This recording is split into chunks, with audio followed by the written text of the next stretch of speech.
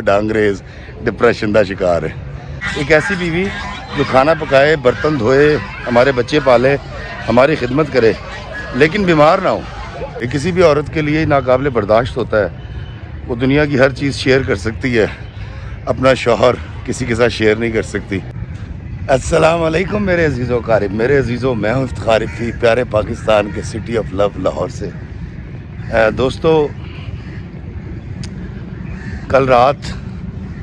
ایک بہن کی کال آئی، فرخندہ اس کا نام تھا۔ اس نے مجھے بتایا کہ آج سے 22 سال پہلے جب وہ یونیورسٹی میں پڑھا کرتی تھی تو اس کو اپنے پروفیسر سے محبت ہو گئی۔ ماں باپ کی اکلوتی بیٹی تھی، ماں باپ ویل آف تھے، اور باپ نے بڑا سمجھایا کہ ایک تو عمر کا فرق ہے، دوسرا کچھ اخلاقی طور پر ان کو اس کا شوہر ہونے والا شوہر اچھا نہیں لگا تھا، لیکن عشق جو ہے وہ سر چڑھ کے بول رہا تھا، وہ اس کے سحر میں مبتلا تھی۔ تو فرخندہ نے ماں باپ کی مخالفت کے باوجود جب ضد کی تو ماں باپ نے سرنڈر کر دیا اور فرخندہ کی شادی زاہد صاحب سے ہو گئی۔ زاہد جو کہ اس کا ٹیچر بھی تھا، عمر میں بڑا بھی تھا، غریب آدمی تھا، کسی گاؤں سے تعلق تھا۔ فرخندہ اسلام آباد میں رہتی تھی، ماں باپ مر گئے تو ساری جائیداد جو کہ اس وقت کروڑوں روپے کی تھی فرخندہ کو مل گئی۔ زاہد صاحب نے پلان یہ کیا کہ وہ چل کے یو کے میں سیٹل ہوتے ہیں، اور ان دونوں نے ویزا لگوایا، وزٹ ویزا، اور یہ یو کے چلے گئے۔ یہ ان دنوں کی بات ہے جب یو کے میں بچہ پیدا ہوتا تھا تو اس کو وہاں نیشنلٹی ملا کرتی تھی، اور انہوں نے اپنا پہلا بچہ برمنگھم میں جا کر پیدا کیا، اور اس کے بعد یہ برمنگھم چھوڑ کے بلیک برن آ کر سیٹل ہو گئے۔ اللہ تعالیٰ نے فرخندہ کو اس کے بعد 2 بیٹے اور عطا کیے، اور چونکہ یو کے میں سردی ہوتی ہے، فرخندہ کو ہڈیوں کا پرابلم ہوا اور ساتھ ساتھ ڈپریشن بھی ہو گیا اس کو۔ یہ جو سرد علاقے ہوتے ہیں، مجھے بھی جب میں یو کے گیا تھا پہلی بار پتہ چلا تھا کہ سردیاں خود ڈپریشن پیدا کرتی ہیں انسانی ذہن میں۔ تو اس لیے شاید وہاں طلاق کی ریشو کی اور ذہنی پریشانی کی ریشو بھی زیادہ ہے، اور وہاں کے لوگ اینٹی انزائٹی اور اینٹی ڈپریشن جو ہے وہ دوائیاں بھی استعمال کرتے ہیں۔ اس کی ایک ڈپریشن کی وجہ یہ بھی تھی کہ زاہد صاحب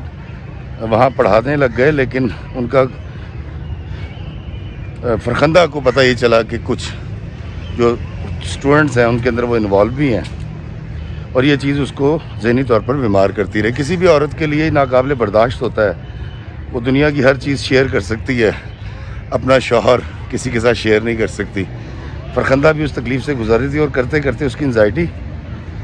اتنی زیادہ بڑھ گئی، آرتھائٹس کا مرض اس کا زیادہ ہو گیا، جوڑوں کا درد، کہ وہ ایک تو چلنے پھرنے سے معذور ہو گئی، اور دوسرا یہ ہوا کہ فرخندہ ذہنی دباؤ میں آ کر شدید ڈپریشن کا شکار ہو گئی۔ اس کی یہ بیماری ہیلوسینیشن میں چلی گئی، اور اس کو چیزیں بنتی بگڑتی دکھائی دینے لگیں۔ زاہد صاحب نے بجائے اس کا علاج کرانے کے طریقہ یہ اختیار کیا کہ پہلے بے رخی اختیار کی، سخت بولنا شروع ہوئے، اور الٹیمیٹلی اس کو یہ کہہ کر طلاق دے دی کہ مجھے ایک بیمار عورت کے ساتھ نہیں رہنا۔ اب فرخندہ رہتی تو یو کے میں ہی ہیں، اور اس کے بچے اب اس قابل ہو گئے ہیں جو کچھ کما کے لاتے ہیں اور ان کے گھر کی گزر اوقات اچھی ہو جاتی ہے۔ لیکن کل رات فرخندہ کافی دیر تک روتی رہی، اور وہ وجہ تلاش کرتی رہی کہ وہ پیار جو میرے ٹیچر کو مجھ سے ہوا تھا اور پھر میرا شوہر بنا، میں نے ماں باپ کی مخالفت کے باوجود اور اس ریپوٹیشن کے باوجود کہ زاہد صاحب کریکٹر کے اچھے آدمی نہیں، میں نے اس سے شادی کی تھی، وہ میرا پیار کہاں گیا؟ میں نے اتنا پیسہ جو اس وقت کروڑوں روپیہ تھا اپنے میاں کو دیا تھا اور اس کو یو کے سیٹل کروایا تھا، وہ کہاں گیا؟ وہ بہت زیادہ بول رہی تھی، بہت زیادہ ذہنی پریشانی کا شکار تھی۔ دوستو، جب ہمارے ارد گرد کے لوگ ڈپریشن کا شکار ہوتے ہیں تو بہت زیادہ بولتے ہیں، اور ہم اکثر ان کے بارے میں کہتے ہیں یار ہے بڑا بولتا ہے یار، اینو تو چپ کراؤ، اور یار آ گیا دماغ کھائے گا۔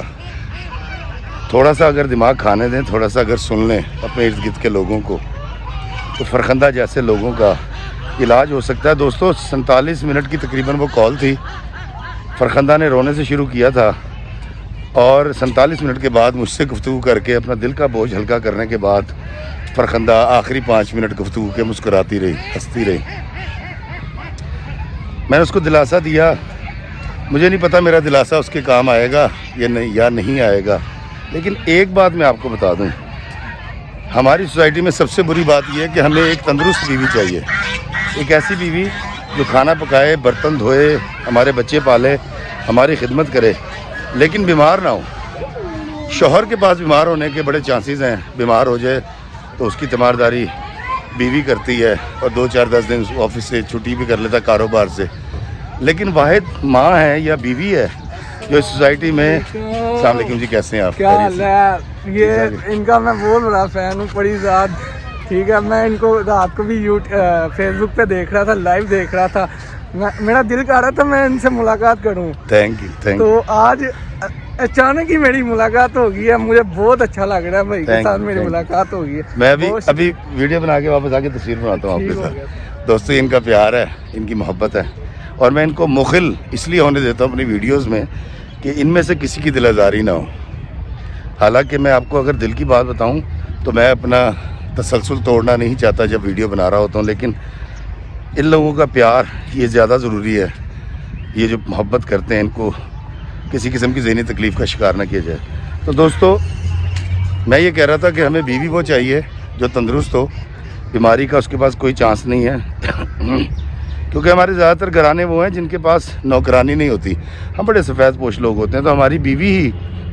یا ہماری ماں ہی سارا گھر کا کام کرتی ہے، کپڑے بھی وہ دھوتی ہے، ہانڈی بھی پکاتی ہے، صفائی بھی کرتی ہے، بچے بھی پالتی ہے، شوہر کی خدمت بھی کرتی ہے۔ دوستو اگر اس جوڑے میں سے شوہر یا بیوی کسی بھی جسمانی بیماری یا ذہنی بیماری کا شکار ہو جائے تو کیا اس کا یہ حل ہے کہ ہم اس کو طلاق دے دیں یا اس سے طلاق لے لیں؟ یہ حل نہیں ہے دوستو۔ ہمیں جو انسانی خدمت کا درس دیا گیا ہے، وہ اگر خدمت گھر میں ہی مل رہی ہے آپ کو شوہر کی شکل میں یا بیوی کی شکل میں، تو ایک دوسرے کا سہارا بنیں، انزائٹی اور ڈپریشن سے نکالیں، اس کو بیٹھ کے سنیں،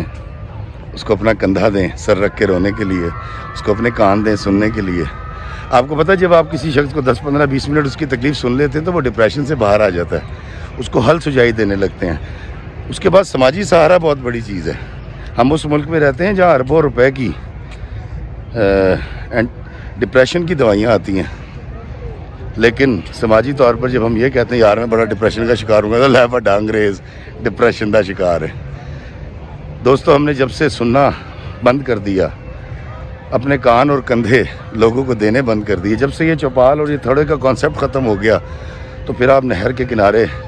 چلتے چلے جائیں، وہاں بہت سارے بورڈز لگے ہوتے ہیں جہاں ڈاکٹرز بیٹھے ہوئے ہیں، آپ جاتے ہیں 2-4 ہزار روپے دیتے ہیں اور اپنے دل کی بات کر کے آتے ہیں اور آ کے بتاتے ہیں یار آج کل میرے سیشن چل رہے ہیں، میں کاؤنسلنگ کروا رہا ہوں، فلاں ڈاکٹر میری کاؤنسلنگ کر رہے ہیں۔ تو یہ کاؤنسلنگ، یہ سہارا اپنے گھر میں اپنے لوگوں کو سب سے پہلے دیجیے، اپنے محلے داروں کو، اپنے دوستوں کو، تاکہ لوگ انزائٹی اور ڈپریشن کا شکار نہ ہوں۔ اس کا بڑا اجر ہے، اللہ آپ کو بڑا نوازے گا، اللہ آپ کی بڑی خواہشیں پوری کرے گا اگر ہم ایک دوسرے کا سہارا بنیں گے۔ ہمارے یہاں جب معذور اولاد پیدا ہو جاتی ہے، اس کو تو ساری زندگی ہم سینے سے لگا کے پھرتے ہیں، ڈاکٹرز کے لے کے جاتے ہیں، اس کے پیمپر چینج کرتے ہیں، تا دم مرگ اپنی اولاد کی خدمت کرتے ہیں، لیکن جب بیوی یا شوہر دونوں میں سے کوئی انزائٹی کا شکار ہو جائے تو ہم لوگوں کو یہ کہہ کے طلاق دے دیتے ہیں یا لے لیتے ہیں کہ کہتے پاگل ہے۔ میں پاگل نہ نہیں رہنا، زندگی میں صرف آپ آسانیوں کے لیے نہیں آئے، اللہ کے بندے کی خدمت کریں، اس کو تھوڑا سا ٹائم دیں، محبت دیں، وہ ٹھیک ہو جائے گا۔ اور میں آپ کو بتاتا ہوں میرے گرد بہت سارے ایسے دوست ہیں یا میری بہت ساری ایسی بہنیں فون پر جن کو میں نے تھوڑا سا ٹائم دیا، 10-15 دفعہ فون پہ بات کی اور وہ بالکل ٹھیک ہو گئی، نارملائز ہو گئی، نارمل ہو گئی ہیں اور زندگی نارملائز ہو گئی ہے۔ دوستو اگر آپ کا پارٹنر وہ میاں ہے، وہ بیوی ہے، انزائٹی کا شکار ہے، غصہ کر رہا ہے، شکایت کر رہا ہے، تو اس کی شکایت سنیں، کان دھریں اور اس کو ریلیکس کریں اور اس وجہ کو ختم کر دیں، تو آپ کی زندگی بڑی خوشگوار ہو جائے گی، وہ ذہنی اس کی حالت بھی ٹھیک ہو جائے گی، اور اللہ تعالیٰ آپ پر بڑا کرم کرے گا، کیونکہ اس کے بندے کے ساتھ آپ نے بڑے رحم کا اور محبت کا معاملہ کیا ہے۔ اور آخر میں آپ کو یہ بتانا چاہوں گا کہ کمالی کی شہرتیں میں سمیٹ رہا ہوں، بہت لوگ محبت کر رہے ہیں، سیلفیاں بنا رہے ہیں، عزت اور احترام کر رہے ہیں کمالی کے ساتھ، اور میں آپ تمام کا بڑا شکر گزار ہوں جو کمالی کو اس قدر عزت دے رہے ہیں۔ میرے پاس الفاظ نہیں ہے، وہ نعت کا ایک شعر ہے، کیونکہ آپ کی طرح میں بھی عاشق رسول ہوں صلی اللہ علیہ وسلم، تو نعت کا ایک شعر ہی صرف اینڈ پہ عرض کرنا چاہوں گا کہ میری تو ہستی ہی کیا ہے میرے غریب نواز، میری تو ہستی ہی کیا ہے میرے غریب نواز، جو مل رہا ہے مجھے سارا پیار آپ سے ہے، جو مل رہا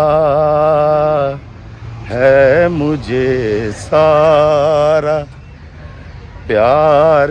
آپ سے ہے، حضور میری تو ساری بہار آپ سے ہے۔